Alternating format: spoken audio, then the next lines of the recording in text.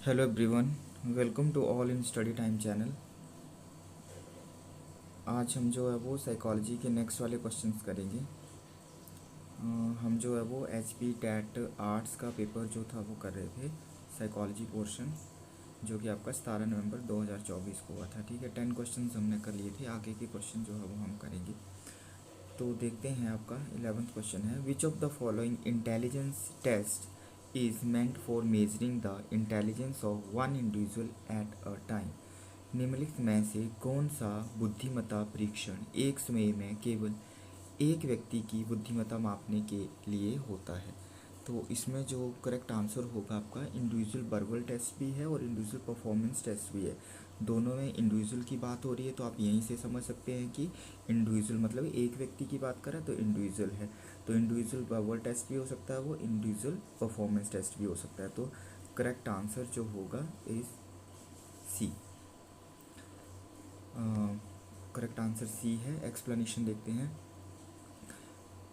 Explanation है आपका, both individual verbal test and individual performance test are designed to measure the intelligence of one person. तो दोनों इसके लिए ही है। ठीक है, individual verbal test assess verbal abilities को ये असेस करता है through language based test task such as comprehension वगैरह आ गया, वोकेबलरी, रीजनिंग, जो verbal test. And individual performance test जो है वो आपका non verbal intelligence through task involving problem solving होगा इसमें, pattern and special ability often without relying on language.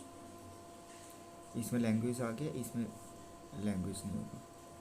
Hindi में भी आप पढ़ सकते हैं। नेक्स्ट क्वेश्चन है, which of the following kinds of thinking is associated with one's ability to construct something new. निम्नलिखित में से कौन से प्रकार का चिंतन कुछ नया निर्मित करने की क्षमता से जुड़ा है? तो कुछ नया से अगर हम बात करें तो ठोस चिंतन तो होगा नहीं, देखो कंक्रीट होगा नहीं, अमूर्त भी नहीं होगा, अब्स्ट्रैक्ट भी नहीं होगा।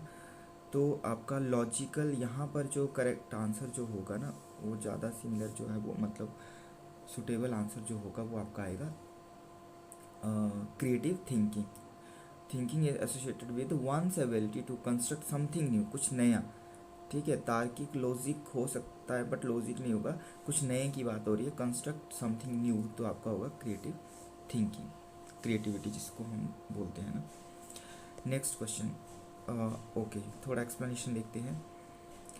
क्रिएटिव थिंकिंग जो है वो आपका, क्रिएटिव थिंकिंग जो है वो आपका it is the ability to generate new ideas होती है, कंसेप्ट जनरेट करना, सोल्यूशन पर पहुंचना by thinking outside the box, उससे आगे की सोच करके जो है वो थिंकिंग करके मतलब उसके कंक्लूजन तक पहुंचना, या आइडिया या कंसेप्ट या सोल्यूशन तक पहुंचना।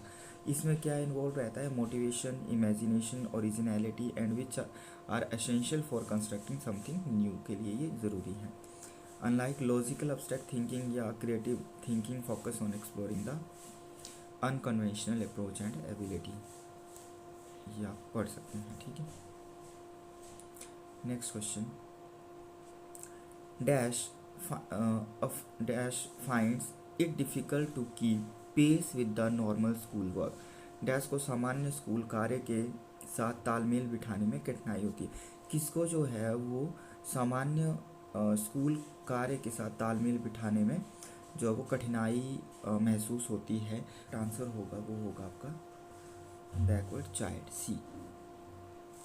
देखो ये कैसे होगा, बैकवर्ड चाइल्ड जो होता है, पिछड़ा बच्चा वह होता है जिसे औसत से कम बौद्धिक क्षमताओं या उचित शैक्षिक समर्थन की कमी के कारण जो है वो सामान्य स्कूल कार्य के तालमेल बिठाने में कठिनाई होती है। ठीक है, इसको कठिनाई होती है।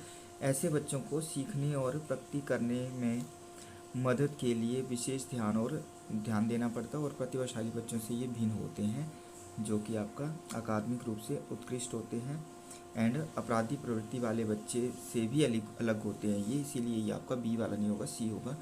एंड जो व्यवहारगत समस्याएं दिखा सकते हैं, ज़रूरी नहीं कि उन्हें सीखने में कठिनाई हो।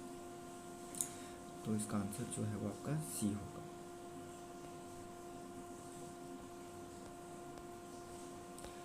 14th question, which of the following is the first stage of psychosocial development as described by Erikson. तो निम्नलिखित में से कौन सा एरिक्सन द्वारा वर्णित मनोसामाजिक विकास का पहला चरण है?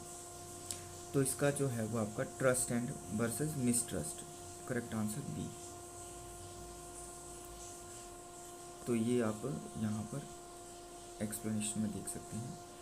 एरिक्सन के मनोसामाजिक विकास सिद्धांत का पहला चरण जो है वो आपका ट्रस्ट वर्सेस मिसट्रस्ट है, जो कि आपका इन्फेंसी से स्टार्ट होकर शैशवावस्था 0 से 1 वर्ष के दौरान होता है। इस चरण में शिशु उस समय विश्वास विकसित करते हैं जब देखभाल करने वाले उन्हें निरंतर और प्रेमपूर्वक देखभाल प्रदान करते हैं। यदि देखभाल असंगत या उपेक्षापूर्ण होती है तो शिशु लोगों और दुनिया के प्रति अविश्वास विकसित कर सकते हैं। ये चरण भविष्य के संबंधों और भावनात्मक कल्याण के लिए एक मजबूत आधार बनाने में महत्वपूर्ण होता है। Next question, for which of the following activity the knowledge of individual differences is not required for a teacher? शिक्षक के लिए निम्नलिखित में से किस गतिविधि के लिए व्यक्तिगत अंतर का ज्ञान आवश्यक नहीं है? व्यक्तिगत अंतर का ज्ञान, तो select an appropriate teaching method, ये है। Prepare question paper, assign activities to student, plan professional development, ये नहीं होगा, प्रोफेशनल वाला इसमें से सबसे अलग है, तो करेक्ट आंसर डी होगा।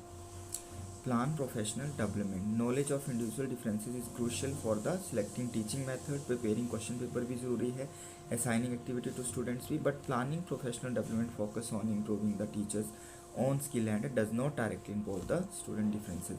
ये उसकी अपनी स्किल्स के ऊपर है, ना कि बच्चे।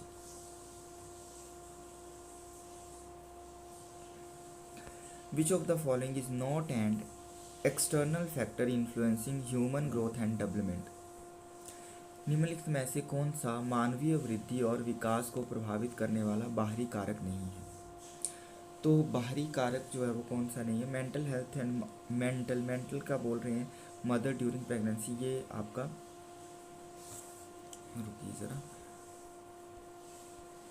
निम्नलिखित में से कौन सा मानवीय वृद्धि और विकास को प्रभावित करने वाला बाहरी कारक नहीं है?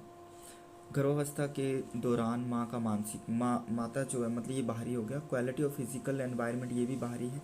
Level of intelligence of the child, बच्चे का अपना लेवल इंटेलिजेंस का, वो आंतरिक है, ठीक है, तो सी आंसर होगा इसका। अवेलेबिलिटी ऑफ मेडिकल केयर, ये भी बाहरी है, तो यहाँ देख सकते हैं आप। Level of intelligence is an internal factor that influence growth and development, external factor include बाकी वाले। नेक्स्ट क्वेश्चन है, to identify the gifted child the teacher can use which of the following technique? प्रतिभाशाली बच्चे की पहचान करने के लिए शिक्षक निम्नलिखित में से किन तकनीकों का उपयोग कर सकता है? तो प्रतिभाशाली बच्चों की पहचान करने के लिए शिक्षक जो है वो ओपिनियन ऑफ द पेरेंट्स या फ्रेंड्स भी ले सकता है, इंटरव्यू भी कर सकता है, इंटेलिजेंट टेस्ट भी ले सकता है, ठीक है, ऑल ऑफ द अबव। तो ये तो सिंपल सी डिफाइनिंग है, all of the above I. Next question है, who says the process of acquiring new knowledge to new responses is the process of learning? किसने कहा नई प्रतिक्रियाओं के लिए नए ज्ञान को अर्जित करने की प्रक्रिया ही अधिगम की प्रक्रिया है? तो ये जो है वो आपका क्रो एंड क्रो का होगा। देखते हैं answer. Crow and Crow, according to the Crow and Crow, learning is defined as the process of acquiring knowledge that leads to new responses or changes in behaviour. Next question, which of the following is not included in the scope of educational psychology? निम्नलिखित में से कौन सा शैक्षिक मनोविज्ञान के क्षेत्र में शामिल नहीं है? शैक्षिक मनोविज्ञान के क्षेत्र में कौन सा जो शामिल नहीं है? करेक्टरिस्टिक्स ऑफ द लर्नर, ये आता है। इंटेलिजेंस एंड इट्स मेजरमेंट हो गया, ऑल तो आएगा नहीं क्योंकि यहाँ टेक्नोलॉजिकल एस्पेक्ट, टेक्नोलॉजी वाला जो है वो आपका टेक्नोलॉजिकल दूसरे वाले में हम स्टडी करते हैं, एजुकेशनल साइकोलॉजी में ये नहीं आता है, तो C is the correct answer होगा। Educational psychology focus on understanding the learning process and measurement of intelligence, technological aspect are not part of its course scope. Next question, which of the following statement is not true about creativity? Creativity से related जो है वो कौन सी रचनात्मकता से जो है वो सही नहीं है, क्रिएटिविटी से रिलेटेड नहीं है? कौन सी सही नहीं है क्रिएटिविटी से रिलेटेड। तो फर्स्ट बोला है क्रिएटिविटी इज यूनिवर्सल, यूनिवर्सल होती है, तो ये तो रिलेटेड है।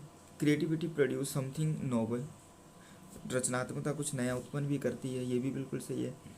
There is positive correlation between creativity and intelligence, positive मतलब क्रिएटिविटी होगी, इंटेलिजेंस होगा, क्रिएटिविटी आएगी, तो इसमें भी पॉजिटिव है।